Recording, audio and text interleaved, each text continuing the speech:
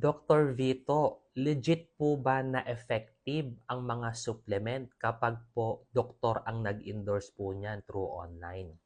Kadalasan po itong tinatanong sa akin ng mga minamahal natin taga-subaybay, lalong-lalo na kung sikat na personalidad at doktor ang nag-endorse. Well, kapatid, ang dapat natin gawin dyan is i-check po natin yung kanilang official Facebook page kung talaga bang sila ay nag-endorse nun. Dahil napapansin po namin na kadalasan yung mga videos nila ay kinakrap at ginagamit for endorsement.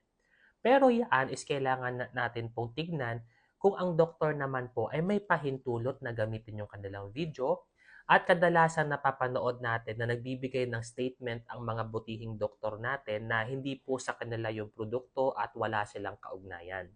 Kaya dapat maging mapanuri po tayo sa mga online products na ating binibili at siguro